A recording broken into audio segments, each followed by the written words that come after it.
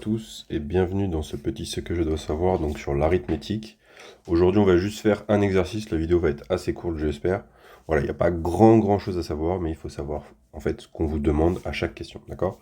Donc je vous invite clairement à mettre pause et à faire l'exercice suivant. C'est un exercice qui est tombé au brevet blanc l'an dernier, d'accord? Donc c'est moi qui l'avais fait au brevet blanc. J'ai juste rajouté une petite question ici. Comme ça, au moins, vous savez tout faire. Et cette question, souvent, vous avez un peu de mal. Ok? Donc, je vous invite à faire pause et à le faire. Donc, en espérant que vous ayez bien fait pause, on va répondre à chaque question. La première question est très simple. Vous avez deux moyens pour y répondre. D'abord, on vous demande de décomposer 168. Donc, ce qu'on peut faire, c'est faire nous-mêmes la décomposition de 168. D'accord? Donc, 168, on divise par 2, etc. Donc ça, on peut le faire. Ok? C'est une méthode, on peut le faire. La méthode la plus simple est quand même de regarder les deux décompositions, enfin les trois décompositions qu'on nous donne. Si on fait le calcul, celle-là est égale à 168, celle-là est égale à 168, et celle-là également. Donc, il n'y a pas moyen de les départager comme ça. Le seul moyen de les départager, c'est de connaître son cours. Et de regarder, ici j'ai 21, et ici j'ai 12. Mais moi, je vous demande de faire la décomposition en produit de facteurs premiers, d'accord? Donc, il me faut que des nombres premiers. Or, 21 et 12, n'étant pas des nombres premiers, ça ne peut pas être ni la proposition 1, ni la proposition 2. Donc c'est forcément la proposition 3. Ok? Donc ça, c'est vraiment une réponse valable de me dire, dans la proposition 1 et la proposition 2, tous les nombres ne sont pas premiers. Ok? Donc ça, on va l'écrire. Donc la bonne proposition est la 3, car dans la 1 et la 2, tous les nombres,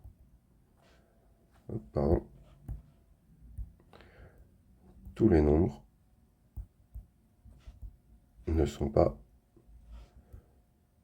premiers. Vous pouvez mettre entre parenthèses du coup 21 et 12, comme ça on comprend bien que oui, effectivement c'est ça. Ok? Donc cette question, vraiment pas très compliquée. Ensuite, on nous demande de donner la décomposition en produit de facteur premier du nombre 126. Donc là, on n'a pas le choix, on va le faire. D'accord? Donc 126, on trace notre grand trait. On sait qu'on va commencer par le premier nombre premier, donc 2. Si je divise 126 par 2, ça me fait 63. 63, est-ce que je peux le diviser par 2? Non. Donc je passe au l'entier premier suivant. Donc 3. 63 divisé par 3, ça me fait 21, pardon. Tac. Donc 21. Je divise encore une fois par 3, ça me fait 7. Et là, je divise enfin par 7. J'arrive à 1. Ici, quand j'arrive à 1, c'est le moment de s'arrêter. Donc je mets stop. Ok? Faire ça, ce n'est absolument pas répondre à la question. C'est justifier la réponse que vous allez apporter. D'accord? Donc je précise bien, ça ce n'est pas la réponse. La réponse, c'est d'écrire que 126 est égal à 2 fois 3 au carré fois 7. Là, vous avez répondu à la question. D'accord? La réponse, c'est ça. Ce n'est absolument pas ça. Ok? Donc ça, si vous n'écrivez pas ça, forcément, vous n'aurez pas tous les points. Ok? La réponse, c'est ça. Ensuite, comme d'habitude, c'est toujours la même chose avec ce type d'exercice, on va essayer de faire des paquets identiques, d'accord? C'est-à-dire que si on a deux paquets de copies, là, il y aura le même nombre de paquets de troisième qu'ici, et il y aura le même nombre de paquets de quatrième qu'ici. Attention, ça veut pas dire que dans un paquet, il y a le même nombre de copies troisième et le même nombre de copies quatrième, d'accord? Ça, c'est faux. Donc, là, on a Monsieur B et Madame N qui essayent de faire des paquets. Et il y a Monsieur B qui dit, est-ce qu'on peut faire 24 paquets? Ok? Donc, encore une fois, c'est toujours la même chose. Donc, je vais répondre ici. On va faire, du coup, 126 divisé par 24 et 168 divisé par 24. Si on trouve un nombre à virgule, donc un nombre décimal, alors c'est faux. Ok? Donc, 126 divisé par 24, ça nous fait 5,25. Donc, on voit direct qu'on ne pourra pas faire des paquets de 24 copies. D'accord?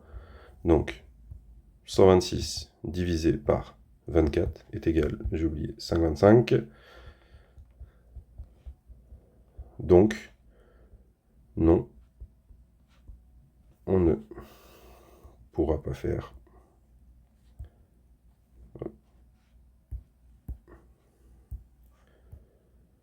pourra pas faire 24 paquets. Ok? Maintenant, on vous demande quel est le nombre maximum de paquets qu'on va pouvoir réaliser. Ok? Là, encore une fois, vous savez faire. Je vous ai tous montré sur votre calculatrice comment on fait. Moi, ici, c'est un tout petit peu différent parce que forcément, c'est une application, donc c'est pas les mêmes que vous. Mais moi, je vais devoir aller sélectionner donc, le PGCD. Donc, moi, ici, ça s'écrit GCD. D'accord? C'est la même chose. Donc ici, entre 126 et, j'ai oublié l'autre nombre, c'est 168, pardon. Donc moi, ma virgule, elle est ici. Et 168. Tac. Et du coup, c'est 42. Donc, au maximum, on pourra faire 42 paquets. Évidemment, on justifie en écrivant PGCD 126 168 est égal à 42. Et on fait la petite phrase, on pourra faire 42 paquets. D'accord? Et maintenant, pour la composition de chaque paquet, on a juste à faire 126 divisé par 42, 168 divisé par 42, et on aura la composition. Donc 126 divisé par 42, ça nous donne 3. Donc là, il y en aura 3. Et si on fait 168 divisé par 42, ici, ça nous donne 4. Donc, il y avait 126 paquets copies de troisième. Donc, il y aura 3 copies de troisième et 4 copies de quatrième. Ok? Maintenant, une petite question bonus. Je vous avais demandé de faire la liste des diviseurs de 126. D'accord? Vraiment, c'est facile de faire la liste des diviseurs de 126. C'est toujours la même chose, quel que soit le nombre. D'accord? Vous écrivez 1 et de l'autre côté 126. D'accord? Toujours 1 et le nombre. Ok? Ensuite, on passe à 2. Est-ce que 126 est divisible par 2? Bah oui, il se termine par un 6. Hop, donc je peux diviser par 2. Pas besoin de cerveau, on utilise sa calculatrice. 126 divisé par 2, 63. D'accord? Donc là, j'écris 63. À chaque fois, ça marche par paire. Maintenant, je regarde, est-ce que 126, je peux le diviser par 3? Je m'occupe pas de 63, hein. C'est bon, c'est fini, je m'en moque. Ce qui m'intéresse toujours, c'est le 126, d'accord? Donc là, je suis à 2, maintenant je passe à 3. Est-ce que 126, je peux le diviser par 3? Si on n'a pas la réponse, parce qu'on ne se souvient pas de son cours, on le fait à la calculatrice, d'accord? 126, effectivement, je peux le diviser par 3. Ça me fait 42, donc ici j'écris 3, et là 42, d'accord? Je cherche pour 4. On ne connaît pas son cours, je cherche pour 4. Ça marche pas. Je cherche pour 5. Et encore une fois, je ne connais pas mon cours. C'est pas grave. J'ai la calculatrice, pas besoin de cerveau. D'accord? 126 divisé par, j'ai oublié 6. Tac, ça fait 21. Donc ici, j'écris 6. Et là, 21. D'accord? Et je continue. 126 divisé par 7, ça fait 18. Donc ici, j'ai 7, 18. Tant que ça marche, je continue. Hein. Tant que je ne suis pas arrivé de l'autre côté, donc ici sur la deuxième partie qui fait dans ce sens-là, je continue. Donc là, 126 divisé par 8, ça ne marche pas. 126 divisé par 9, ça fait 14. Donc ici, j'écris 9. Et là, 14. 126 divisé par 10, ça ne va pas marcher. Mais bon, on essaie quand même, on fait comme si on ne savait pas. Divisé par 11, ça ne marche pas. 126 divisé par 12, ça ne marche pas. Et 126 divisé par 13, ça ne marche pas. On va essayer. Est-ce qu'on essaye pour 14? Ben non, ça ne sert à rien d'essayer pour 14. Pourquoi? Parce que 14, je l'ai déjà écrit ici. Ok? Donc ça veut dire que ma liste des diviseurs de 126, c'est celle-là. D'accord? En fait, j'ai fait deux listes à la fois. J'ai fait dans ce sens-là et j'ai fait dans ce sens-là. Et en fait, de 9 à 14, il n'y en a aucun qui divise 126. Donc, une fois que je suis arrivé à 14, donc en fait, de l'autre côté de la liste, c'est bon, j'ai fini, j'ai trouvé tous les diviseurs de 126. D'accord? Vraiment, pour faire la liste des diviseurs, il n'y a pas besoin de réfléchir. Juste vous divisez le nombre qu'on vous demande par 1, par 2, par 3, par 4, par 5, etc. jusqu'à retomber sur l'autre côté de la liste. Ok? C'est vraiment pas compliqué, donc il faut savoir le faire.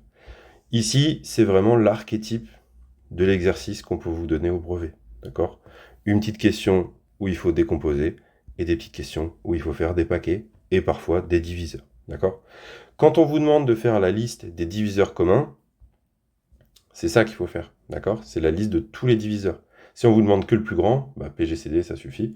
Mais si on vous demande la liste de tous les diviseurs, vous faites la liste des diviseurs de 126, la liste des diviseurs de 168, et vous regardez ceux qui sont en commun. Ok? Bonne chance à vous!